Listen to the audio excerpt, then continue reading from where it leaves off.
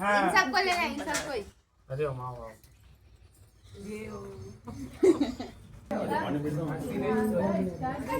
बस बस बढ़िया बढ़िया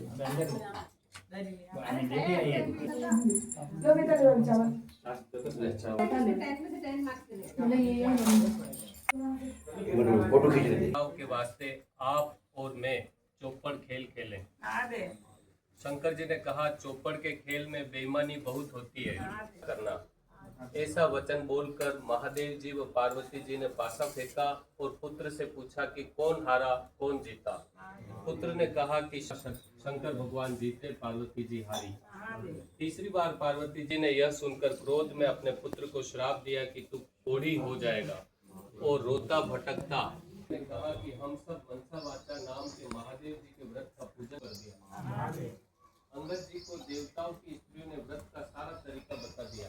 श्रावण सुदी के पहले सोमवार को कुंवारी लड़के 4 हिस्से बना लेवे। एक हिस्सा ब्राह्मण को, एक हिस्सा साधु को, एक हिस्सा गाय को देवे।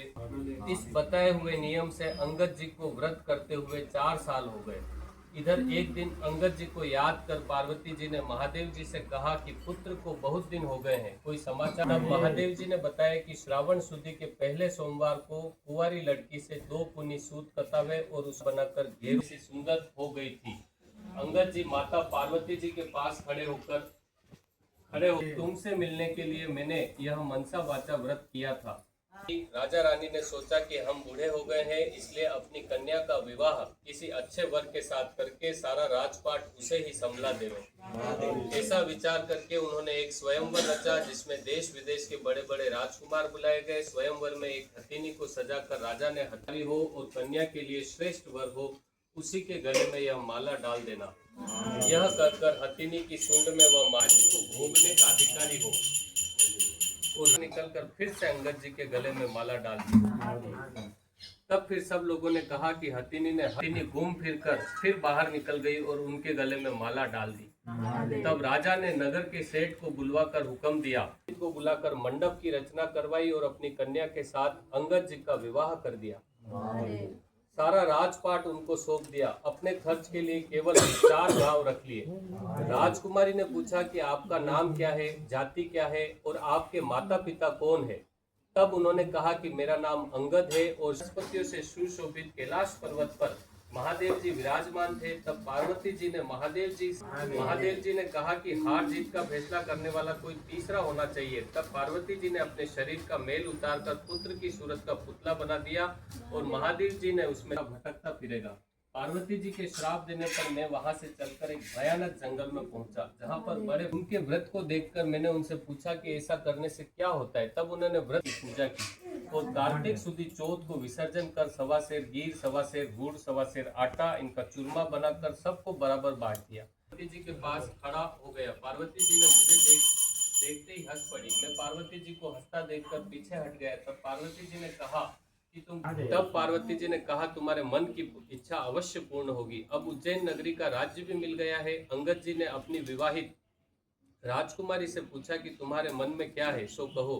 राजकुमारी ने कहा कि हमारे बिना गर्भावास के ही पुत्र होना चाहिए। तब अंगद जी ने कहा कि तुम्हारे ही पुत्र होगा, तुम मनसा वाचा व्रत ऊपर बताए ढंग से करना। यह सुनकर अंगद जी वहां से चले गए।